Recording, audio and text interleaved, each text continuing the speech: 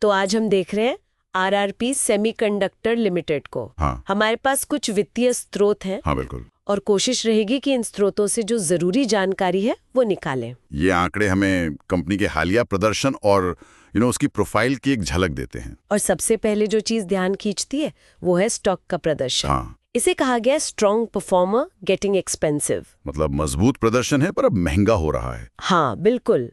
आज की ही बात करें 19 जून 2025, शेयर की कीमत है 1761.80 रुपए और 2% की बढ़त भी है आज। और इसने आज नया 52 हफ्ते का उच्चतम स्तर भी छुआ है। अच्छा, तो ये दिलचस्प है।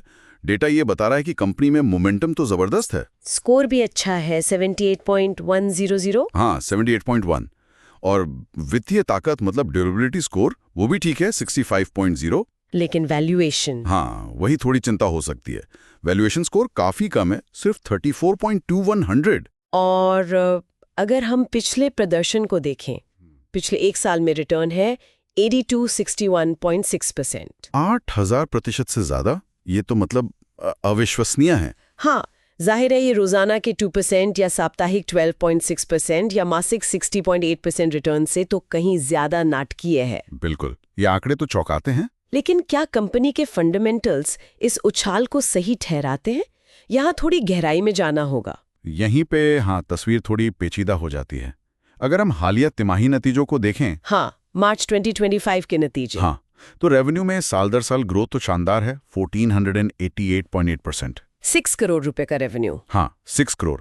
लेकिन उसी तिमाही में नेट प्रॉफिट वो नेगेटिव रहा। ओ, मतलब घाटा हुआ। हाँ 2 करोड़ रुपए का शुद्ध घाटा।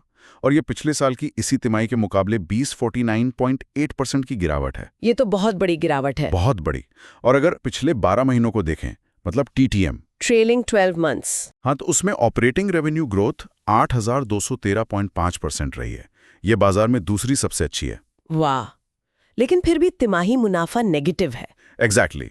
तो ये एक तरह का विरोधाभास है। तो ये सिर्फ स्टॉक की कहानी नहीं है, कंपनी खुद भी तो बदली है, इसका इतिहास भी बदला है। हाँ, ये बात भी महत्वपूर्ण है।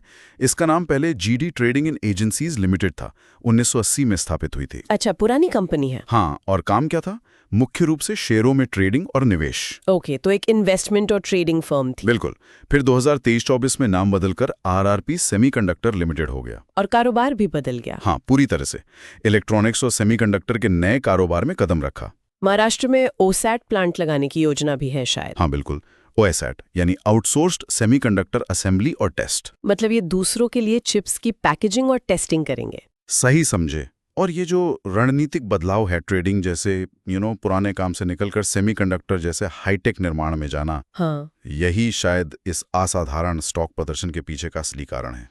निवेशक शायद भविष्य की संभावनाओं पर दाम लगा रहे हैं। लेकिन फिर वही सवाल उठता है, ये हालिया घाटा और ऊंचे मूल्यांकन के आंकड़े जैसे कि PE अनुपात, वो क्या कहानी कहते हैं? हाँ, इसका PE अनुपात यानी प्राइस टू अर्निंग्स रेशियो वो है 283.8। 283.8, ये तो बहुत ही ज्यादा है। बहुत ज्यादा। मतलब निवेशक कंपनी की हर 1 रुपए की कमाई के लिए लगभग 284 रुपए देने को तैयार हैं। और प्राइस टू बुक का क्या? वो भी 209.8 है। ये भी कंपनी की वास्तविक संपत्ति के मुकाबले शेयर की कीमत को दिखाता है, और ये भी असाधारण रूप से ऊंचा है। तो इसका मतलब बाजार मौजूदा मुनाफे को नहीं देख रहा। ऐसा लगता है बाजार भविष्य की ग्रोथ की उम्मीदों पर कीमत लगा रहा है। हालांकि सेमीकंडक्टर जैसे ग्रोथ सेक्टर में ये कभी-कभी होता है। अच्छा। हाँ, जहां निवेशक भविष्य की बड़ी उम्मीदों पर दाव लगाते हैं, कभी-कभी मौजूदा लाभप्रदता से भी आगे बढ़कर सोचते हैं। और एक बात और आपने बताई थी, संस्थागत होल्डिंग में कोई बदलाव नहीं हुआ है। हाँ, ये भी ध्यान देने वाली बात है। इंस्टीट्यूशनल होल्डिंग स्थिर है। तो कुल मिलाकर अगर हम देखें, एक कंपनी है जिसने अपना नाम बदला, कारोबार बदला, सेमीकंडक्टर जैसे हॉट सेक्टर में आई। हाँ, स्टॉक ने आसमान छू लिया, मतलब हजारों % का रिटर्न दिया। बिल्कुल। लेकिन हालिया वित्तीय नतीजे लाभ नहीं दिखा रहे, घाटा दिखा रहे हैं। सही। और वैल्यूएशन जिसे कहते हैं मूल्यांकन, वो बहुत ज्यादा है। हाँ, यही इस कहानी का केंद्रीय विरोधाभास है। एक तरफ तो जबरदस्त तेजी है, बाजार का उत्साह है, और दूसरी तरफ है लाभप्रदता संबंधी चिंताएं और ये अत्यधिक ऊंचा मूल्यांकन। तो सवाल ये उठता है कि क्या ये उत्साह टिकाऊ है? क्या ये सिर्फ उम्मीदों पर आधारित है? बिल्कुल। क्या ये बुलबुला है या इसमें वाकई दम है? ये बड़ा सवाल है। और इसी बिंदु पर हम एक विचार छोड़ जाते हैं जिस पर आगे सोचा जा सकता है। हाँ, ट्रेडिंग जैसे पुराने काम से सेमीकंडक्टर निर्माण जैसे जटिल और कहना चाहिए पूंजी गहन उद्योग में जाना, ये एक बहुत बड़ा कदम है। बहुत बड़ा। इसमें रिस्क भी है और पोटेंशियल भी।